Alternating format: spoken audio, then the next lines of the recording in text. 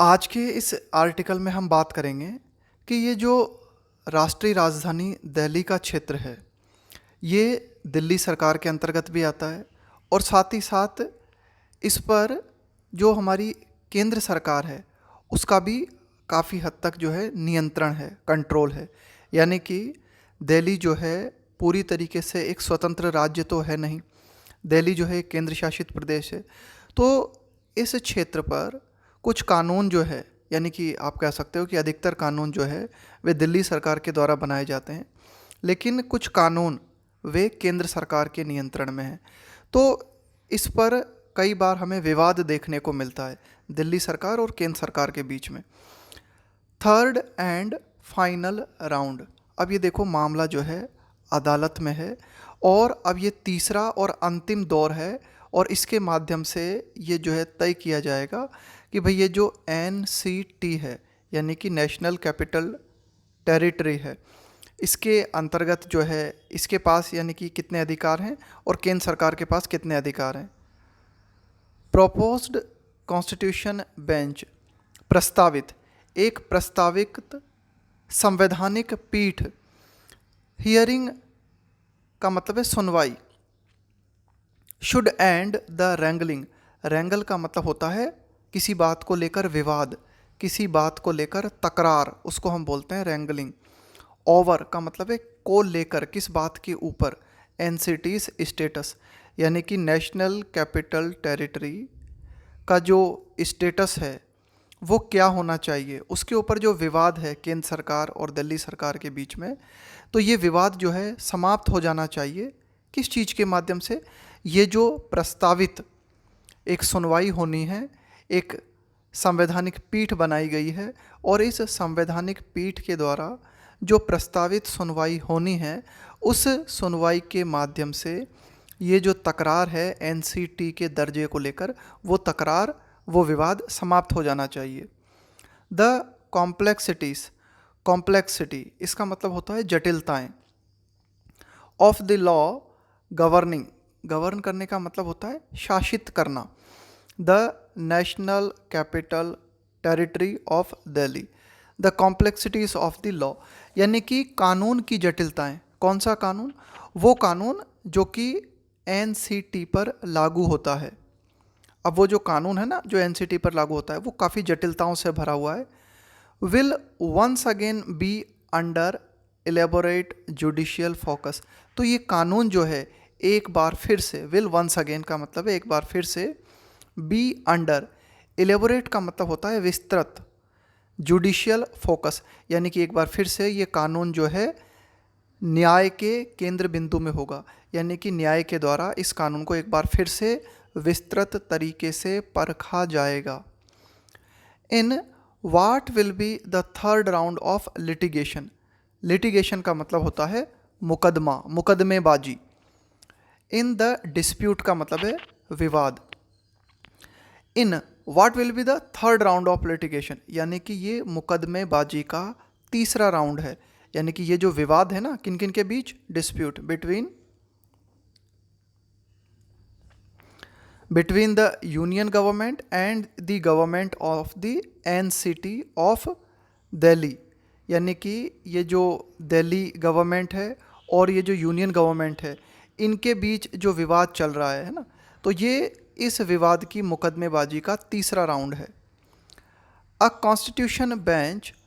Will embark on, embark के साथ में आता है ऑन प्रेपोजिशन। इस एम्बार्क का मतलब होता है शुरुआत करना। अ कॉन्स्टिट्यूशन बेंच, तो इस मामले में एक संवैधानिक पीठ जो है वह शुरुआत करेगी किस चीज़ की? इंटरप्रेटिंग, इंटरप्रेट करने का मतलब होता है किसी चीज़ की व्याख्या करना, है ना। Interpreting a couple of phrases in article 239AA, यानी कि आर्टिकल 239AA के अंतर्गत कुछ लाइंस हैं, कुछ बातें हैं, उनकी व्याख्या कॉन्स्टिट्यूशन बेंच के द्वारा की जाएगी। अब ये आर्टिकल 239AA जो है ये आर्टिकल क्या करता है? विच कन्फर, कन्फर का मतलब होता है प्रदान करना, देना। Which confers a unique status for Delhi, यानी कि आर्टिकल 239AA ये आर्टिकल क्या करता है, दिल्ली को एक विशेष दर्जा प्रदान करता है। It would indeed seem unnecessary, यह वास्तव में, सीम का मतलब होता है प्रतीत होना, अननेसेसरी अनावश्यक, फॉर अनदर कॉन्स्टिट्यूशन बेंच, यानी कि एक और संवैधानिक पीठ के लिए ये वास्तव में अनावश्यक प्रतीत होगा। देखो, ये जो फैसला दिया जाएगा ना एक और कॉन्स्टिट्यूशन बेंच के द्वारा, तो यहाँ पर हमें बताया गया है कि भाई ये अननेसेसरी है, एक और कॉन्स्टिट्यूशन बेंच की कोई ज़रूरत नहीं है। क्यों? क्योंकि इसके ऊपर पहले से ही फैसला दिया जा चुका है। आफ्टर 5 जजेस हैड रेंडर्ड, देखो render a decision, render a decision इसका मतलब क्या होता है, फैसला देना, फैसला सुनाना है ना। तो रेंडर का मतलब है to officially announce a decision और जजमेंट अबाउट समथिंग, उसे हम बोलते हैं रेंडर।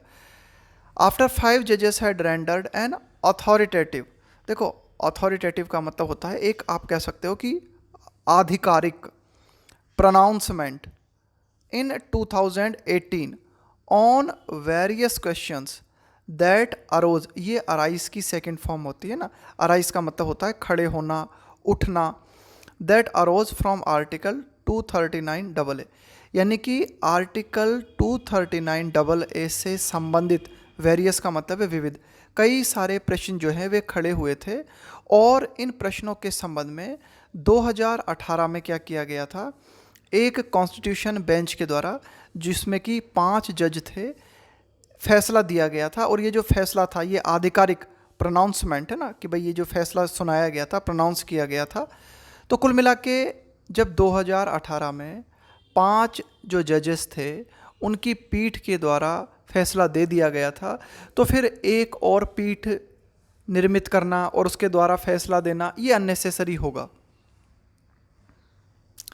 हावेवर, हालांकि the chief justice of India, Bharat के जो मुख्य न्यायाधीश हैं जस्टिस NV रमणा, भारत के जो मुख्य न्यायाधीश हैं justice NV Ramana, has made it clear, उन्होंने इस बात को स्पष्ट कर दिया है that the reference to a 5-member bench will be strictly limited to the interpretation of a couple of phrases that were not examined by the earlier bench. The reference to a 5-member bench will be strictly limited. अब देखो यहाँ पे क्या कहा गया है कि अब ये जो नई पीठ निर्मित की गई है ना,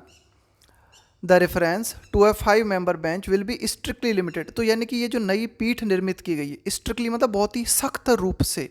टू द इंटरप्रिटेशन का मतलब है व्याख्या, of a couple of phrases that were not examine का मतलब है परीक्षण करना, बाय द अर्लियर का मतलब है पूर्व बेंच, यानी कि पूर्व बेंच के द्वारा जिन बातों का परीक्षण नहीं किया गया था उन्हीं बातों की व्याख्या इस नई पीठ के द्वारा की जाएगी, ऐसा चीफ जस्टिस ऑफ इंडिया ने कहा है। And no other point will be reopened, और किसी भी पॉइंट को दोबारा से ओपन नहीं किया जाएगा। यानी कि कुल मिला के चीफ जस्टिस ऑफ इंडिया का कहना है कि भाई इस मामले में पूरा फैसला लगभग हो चुका है, कुछ बातें थी जिनका इंटरप्रिटेशन नहीं हो पाया था, उन्हीं बातों के इंटरप्रिटेशन के लिए ये नई पीठ निर्मित की गई है। इस नई पीठ के द्वारा पुराने जो भी आपके पॉइंट्स हैं उनको रीओपन नहीं किया जाएगा। ब्रॉडली, यानी कि अगर हम जनरली बात करें, व्यापक रूप से अगर हम बात करें, द 2018 वर्डिक्ट, वर्डिक्ट का मतलब होता है फैसला, कि ये जो 2018 का जो फैसला था, थ्रू 3 कॉन्करिंग ओपिनियन, थ्रू का मतलब है के माध्यम से, देखो कॉन्कर का मतलब होता है सहमत होना, थ्रू 3 कॉन्करिंग ओपिनियंस, यानी कि ये जो फैसला दिया गया था 2018 में, इसमें क्या थे, 3 जो न्यायाधीश थे वे सहमत, उनकी सहमति थी, है ना। 3 कॉन्करिंग ओपिनियन का मतलब है विचार, यानी कि 3 लोगों के जो विचार थे वे सहमत थे किसी पॉइंट पर लेकर। हेड रूल, तो उसमें ये फैसला दिया गया था that Delhi was indeed a union territory, कि दिल्ली जो है वो वास्तव में एक केंद्र शासित प्रदेश था, बट द लेफ्टिनेंट गवर्नर, लेकिन दिल्ली के लिए जो लेफ्टिनेंट गवर्नर नियुक्त किया जाता है एज के रूप में, द एडमिनिस्ट्रेटर का मतलब है प्रशासक, अपॉइंटेड बाय द प्रेसिडेंट, लेकिन राष्ट्रपति के द्वारा एडमिनिस्ट्रेटर नियुक्त किया जाता है गवर्नर को, शुड एक्ट, और इस गवर्नर को जो है इस तरह से काम करना चाहिए, किस तरह से, as per the aid and advice of the council of minister, कि ठीक है 2018 के फैसले में ये बात कही गई थी कि भाई ठीक है दिल्ली जो है वो यूनियन टेरिटरी है, लेकिन जो लेफ्टिनेंट गवर्नर जिसे कि राष्ट्रपति के द्वारा नियुक्त किया जाता है उसे एक्ट करना चाहिए, उसे काम करना चाहिए, किस तरह से उसे काम करना चाहिए, एज पर का मतलब है के अकॉर्डिंग, के अनुसार। ये एड का मतलब है यहाँ पर सपोर्ट, एड का मतलब है यहाँ पर assistance, and advice of the council of minister, यानी कि जो मंत्रिमंडल है उनकी जो सलाह होती है तो उसको असिस्ट करते हुए गवर्नर को काम करना चाहिए। इन एरियाज, उन क्षेत्रों में, इन विच लेजिस्लेटिव पावर वाज कन्फर का मतलब होता है प्रदान करना, ऑन दिल्लीज लेजिस्लेटिव असेंबली, यानी कि उन क्षेत्रों में, जिन क्षेत्रों में दिल्ली की जो लेजिस्लेटिव असेंबली है यानी कि दिल्ली की जो विधानसभा है उसको जो भी कानूनी अधिकार दिए गए हैं, तो उन कानूनी अधिकारों के संबंध में जो गवर्नर है उसे सिर्फ मंत्रिमंडल की जो सलाह है उस पर जो है उसके अनुसार ही काम करना चाहिए। Under article 239 AA, except for police, public order and land, article 239 AA के अनुसार पुलिस, पब्लिक ऑर्डर यानी कि आप कह सकते हो कि व्यवस्था है ना, सामान्य पब्लिक की व्यवस्था, एंड लैंड और ज़मीन से संबंधित मामले,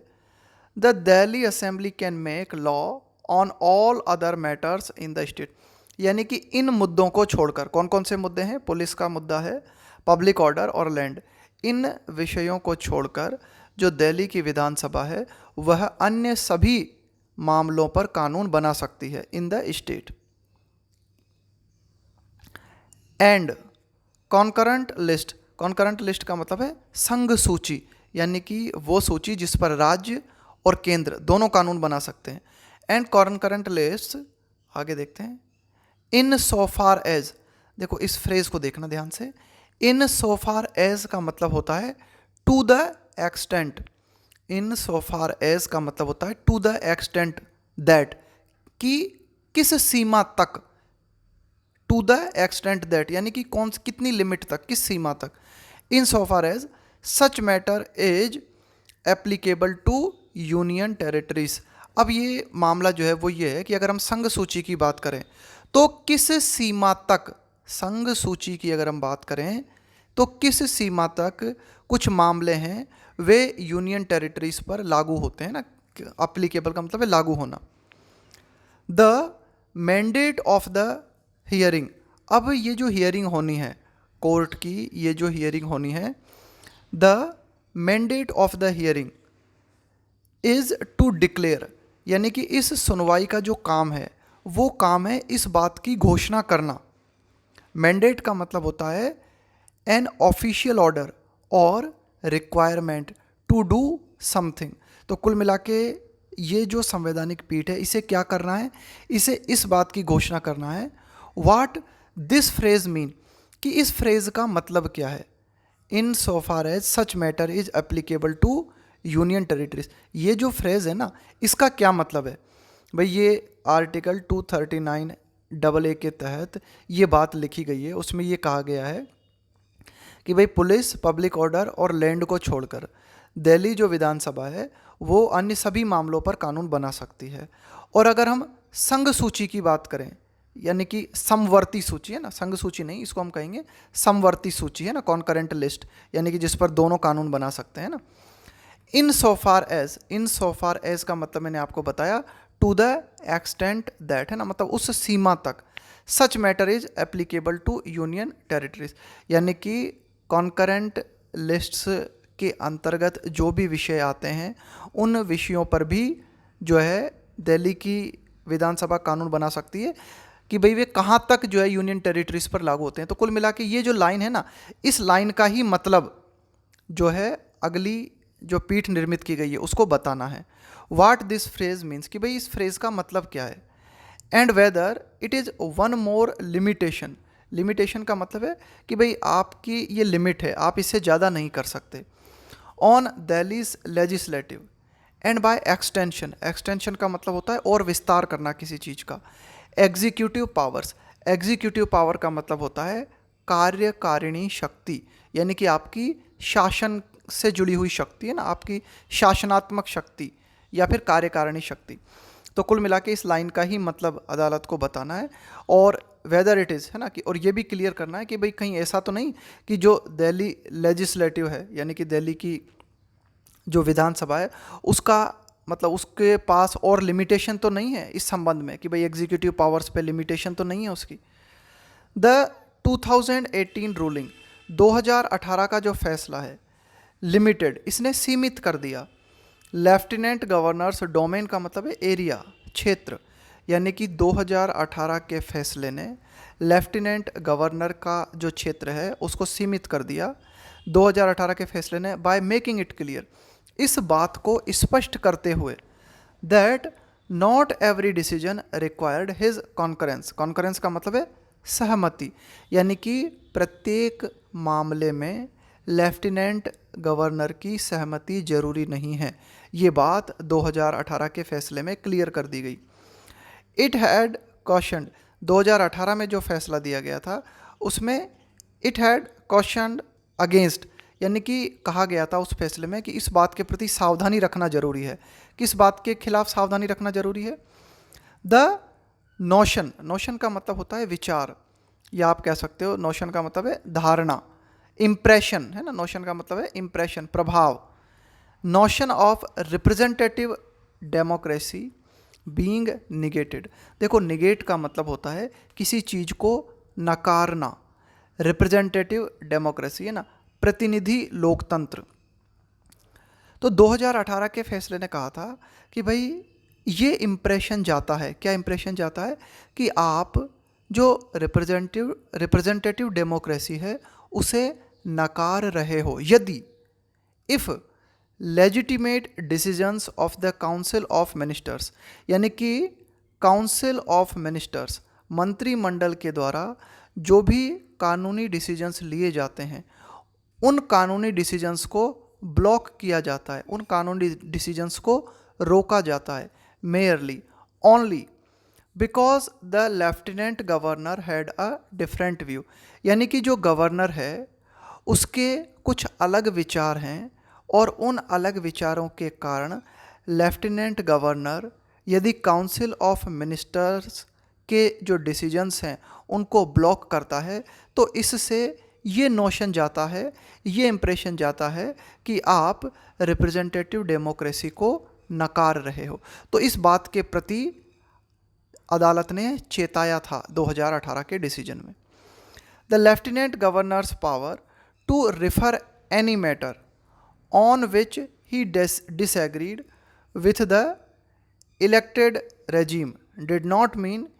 he could raise a dispute on every matter। अब देखो लेफ्टिनेंट गवर्नर के पास ये पावर है to refer any matter on which he disagreed, यानी कि किसी भी मामले पर जिस पर गवर्नर डिसएग्री करता है यानी कि सहमत नहीं है, विथ द इलेक्टेड रेजिम, यानी कि जो चुनी हुई, रेजिम का मतलब होता है सरकार, शासन, सिस्टम, यानी कि चुनी हुई जो सरकार है उसके द्वारा डिसीजंस लिए जाते हैं और उन डिसीजंस से अगर गवर्नर सहमत नहीं है तो है ना, वो डिसएग्री नहीं है, तो इसका मतलब ये नहीं है, डिडंट मीन, इसका मतलब ये नहीं है he could raise a dispute, dispute का मतलब है विवाद, कि वह जिस मुद्दे पर सहमत नहीं है हर उस मुद्दे को विवाद बना सकता है। ही कुड रेज, रेज का मतलब है उठाना, a dispute on every matter. तो कुल मिला के इसका मतलब ये नहीं है कि जो गवर्नर है वह हर मामले पर विवाद खड़ा कर सकता है। It is perhaps because of the underlying, underlying का मतलब होता है निहित होना, underlying message that it is perhaps, शायद, because of the underlying message, कि एक निहित संदेश है, दैट एन अनइलेक्टेड एडमिनिस्ट्रेटर, कि भाई जो चुना हुआ अनइलेक्टेड यानी कि जिसे जनता के द्वारा नहीं चुना गया है, ऐसा प्रशासक जो कि जनता के द्वारा नहीं चुना गया है,